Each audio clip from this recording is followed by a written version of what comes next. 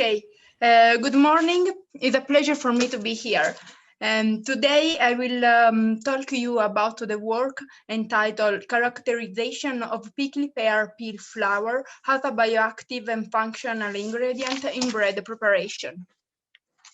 But let me start by giving you some information about me. My name is Lucia Parafati, and I'm a research fellow at the University of Catania in the Department of Food and Agricultural.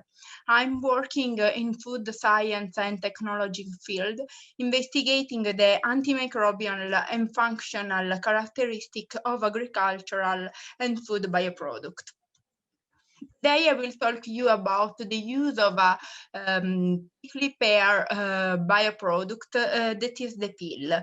The peel represents 40–45% of the total fruits and is generally discarded or used only for feed animal.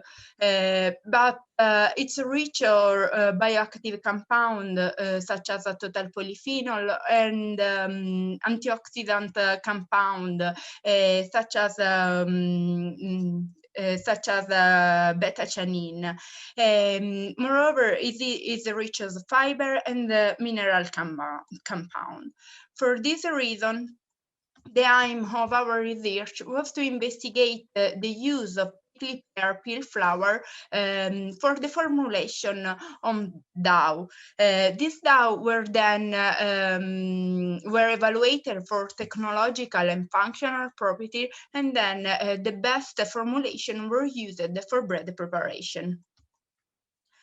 The research step were the first step, the preparation of prickly pear peel flour. The second step, the characterization of this flour for physiochemical and nutritional compound and for bioactive compound. The third step was the evaluation of dough containing prickly pear peel flour, and the fourth step, the last one, was the evaluation of bread containing what? No, it was containing prickly pear peel flour. So the preparation of prickly pear peel flour was made using agostani fruits. That are fruits that generally are discarded because they have a really small size and are considered not commerciable. For this reason, the peel of this fruit were dried at 42 degrees for 48 hours and then grind in order to obtain an homogeneous product. Then the flour was characterized for its nutritional composition and for bioactive compound.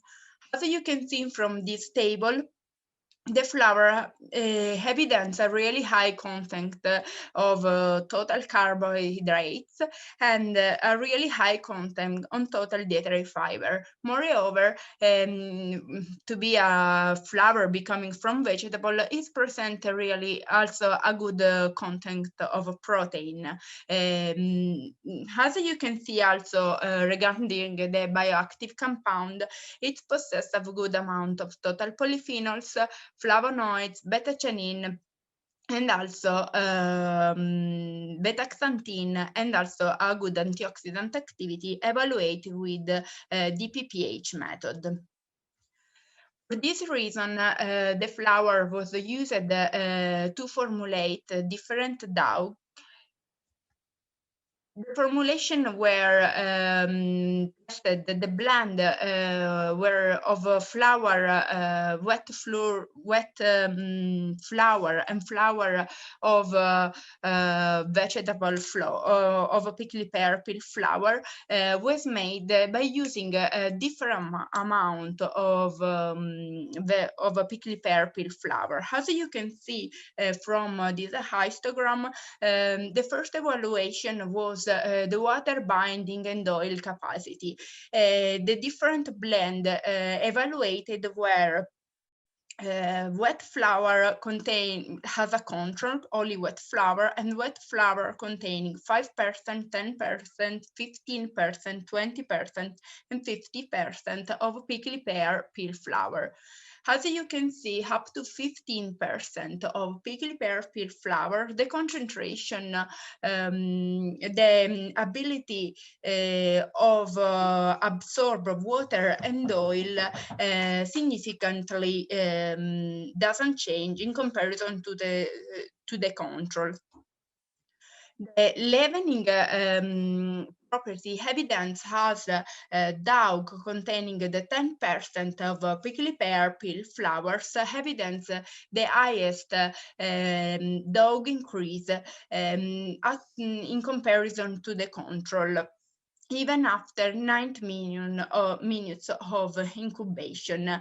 The worst dough increase was observed with the sample in sample containing the 50% of prickly pear peel flour. For this reason, this was not used. This concentration was not used, and then for the preparation of the bread. Moreover, the textural property of dough evaluated using a texture analyzer evidence us the addition of prickly pear peel flour significantly influence the hardness of the sample when it's reach high concentration, especially 15 and 20s. So, how we told before, we evaluated the different concentration of prickly pear peel flour on bread. The bread was formulated using the concentration that we saw before, 5, 10, 15, and 20, excluding the concentration 50 because it's didn't give us a good result regarding the specific volume and so on, regarding the fermentation, the texture, and so on.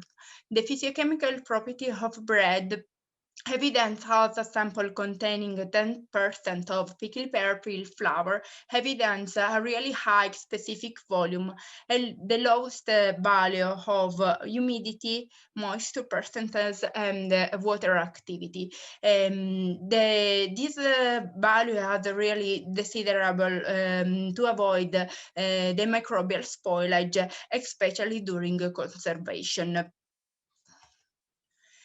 So the bread containing the 10% of prickly pear peel flour evidence, moreover, the lowest values of hardness. Probably this result is correlated with the highest specific volume reached for the bread that can reach a really high volume, so it's become maybe less hard. The sample containing 15 and 20% of prickly pear peel flour evident a reduction in elasticity, probably due to a reduction in gluten content, since this flour does not contain it.